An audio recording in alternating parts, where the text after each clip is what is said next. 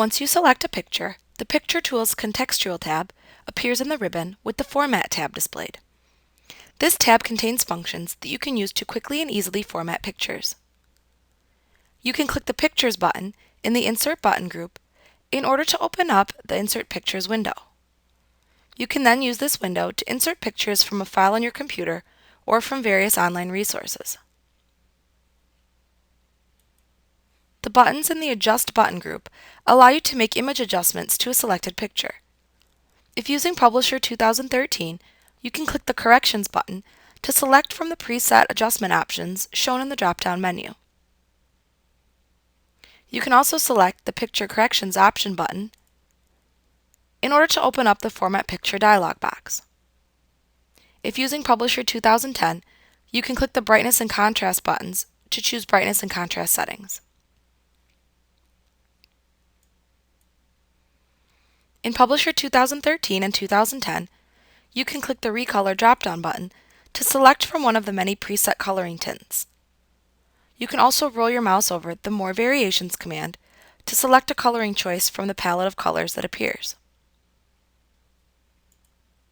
You can click the Compress Pictures button to open up the Compress Pictures dialog box, where you can check the checkboxes and select the desired option buttons to set your desired compression options.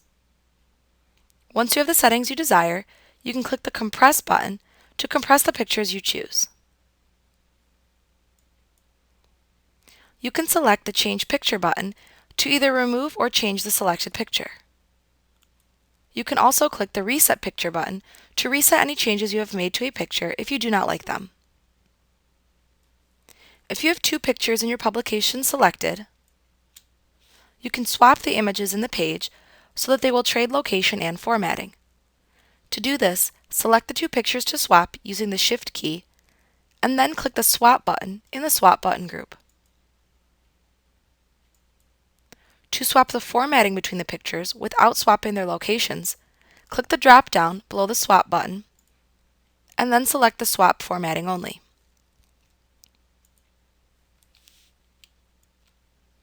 The next group on the Format tab is the Picture Styles button group.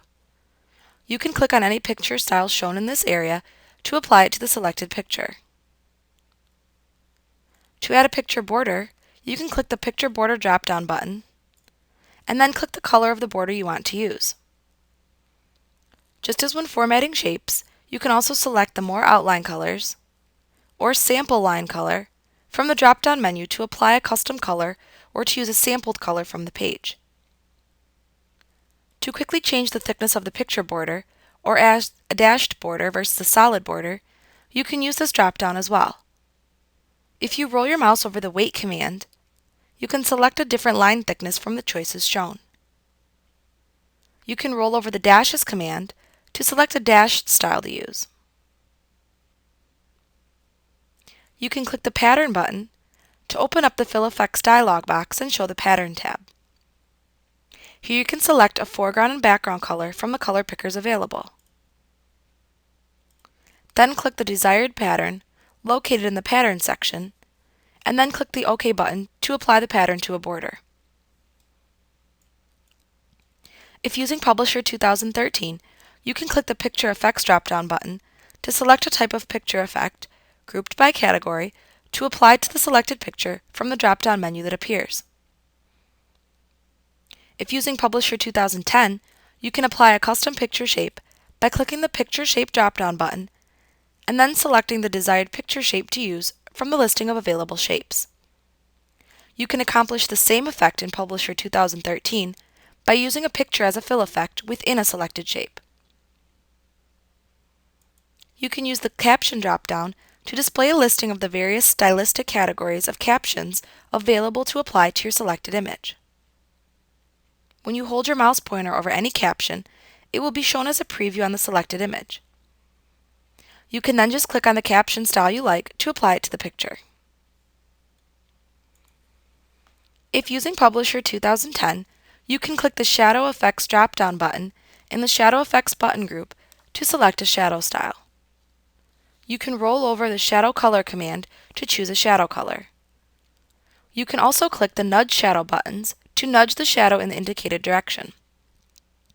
you can click the Turn Shadow On or Off button to toggle the shadow display on or off. In the Arrange button group, you will find buttons that allow you to change the placement and text wrapping of the selected image in the publication. If using Publisher 2013, you can click the Arrange Thumbnails button to move all selected picture within your publication to the Scratch area and arrange them as thumbnail images. You can click the Wrap Text drop-down button, also called Text Wrapping in Publisher 2010, to select from one of the preset text wrapping options.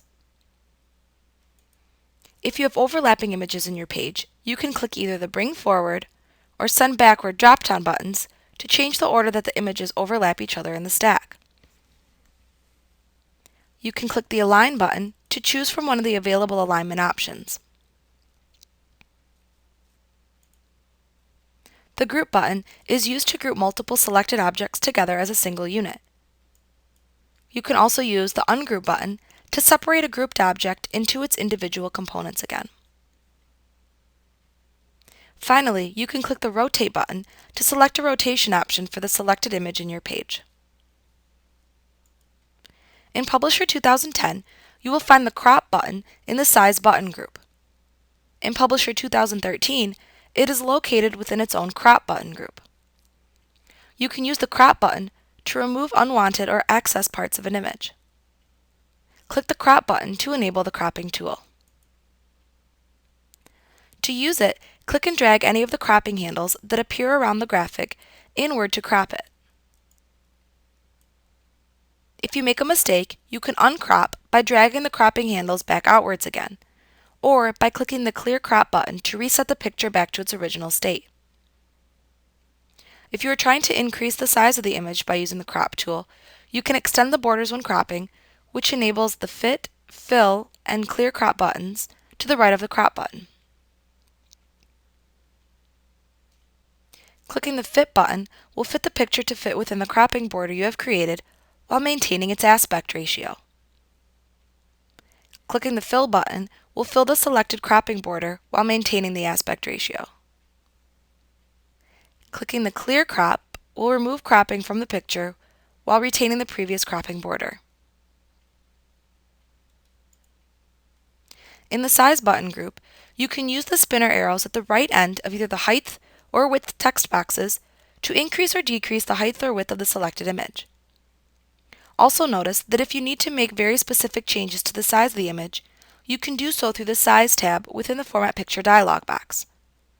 To open this dialog box, just click the Size dialog box launcher button in the lower right corner of the button group. On the Size tab of the Format Picture dialog box, you can enter the height and width into the text boxes provided. Notice that if you want to adjust the relational aspect or height to width ratio of the selected image, you would first need to ensure that the Lock Aspect Ratio checkbox is deselected in the Scale section. Then you can enter the height and width independently if desired. In addition, you can enter a degree of rotation to apply to the image by using the Rotation Spinner box.